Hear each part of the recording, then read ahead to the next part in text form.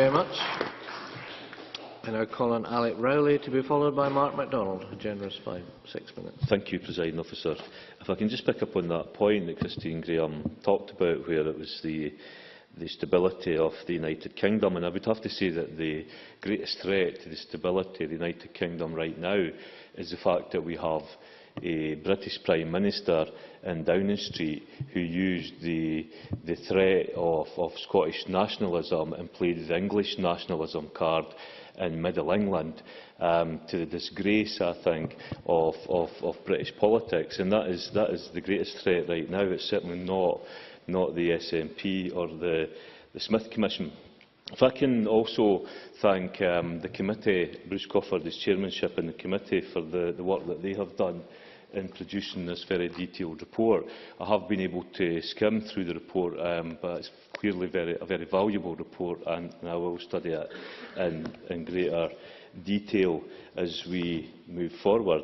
If I could pick up on the point that the Deputy First Minister made when he introduced this today, and he talked about the importance of substance, the importance of the Smith Commission being implemented in spirit and substance, and since then I think most people have repeated that and used the term. But I would like to say that I absolutely agree, and I would hope that there has been a fairly united view coming forward today. I think that this Parliament is united in saying that the spirit and the substance of the Smith Commission has absolutely got to be implemented, and I certainly for one, and I would hope my party would stand alongside the Deputy First Minister in making that point and making that point clear to the UK Government. I would also pick up on the point that the SCVO talked in their introduction, where they said if it's to be meaningful and effective, devolution must be driven by the Scottish people. And I absolutely agree with that point, and this report makes that point, and I think that's really important, that we need to not just take the people of Scotland with us, but actually what we need to ensure is that the people of Scotland lead this debate and lead it as we move forward. Ian Gray made the point earlier where he said that he was open to further devolution, and I would certainly go further and say that I believe devolution is a journey, and we're on that journey, and that journey will take us further and beyond what the Smith Commission has come up with. And I accept Ian Gray's point that there was a timetable laid out there. That timetable had to be met for, in my opinion, obvious reasons. But I don't see that as the end of the process. I think we will go much further than the Smith Commission itself. And that point was made by Jackie Baillie, where she highlighted housing benefit, and housing benefit being an area that certainly my own party thinks should be included.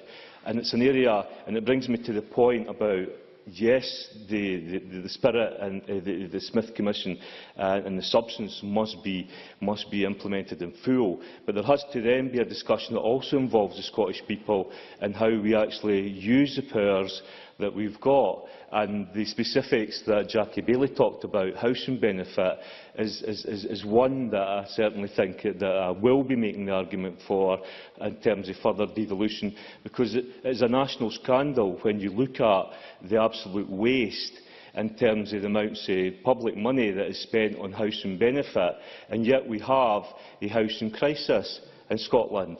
And actually, housing benefit, if it was being put to use properly, then we would be building more council houses, more public sector houses for rent across Scotland.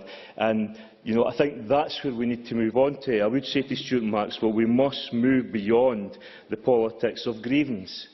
But equally, I would accept we need to move beyond the politics of fear. We've got to embrace the journey that we're on in terms of devolution.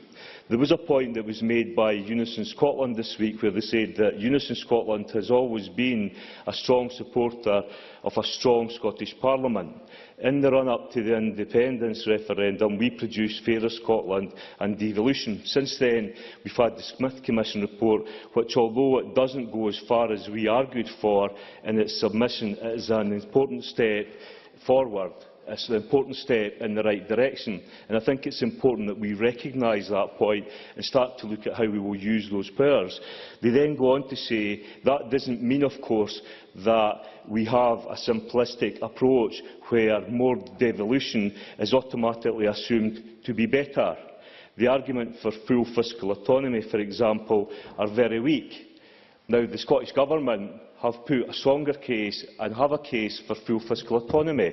What I'm keen to do is move away from the politics of fear and actually have that discussion, because let's have that debate and let's get on to the table so that the people of Scotland can have that debate and have an open dialogue, not on the politics of fear, but actually setting out what full fiscal autonomy would mean for Scotland.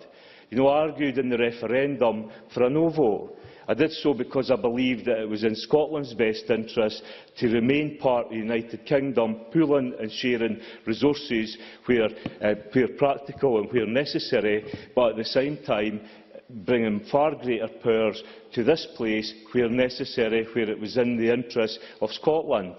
So today, in welcoming this report and having this debate, my view would very much be that, yes, we need to ensure the spirit of Smith is implemented, the substance of Smith is implemented. Nothing else would be acceptable to this Parliament, and we should unite on that. But let's now have the debate about what more powers we need, but more importantly, how are we going to use those powers to make Scotland a more prosperous place where everyone in Scotland can enjoy the rewards that are available for a successful economy. Many thanks.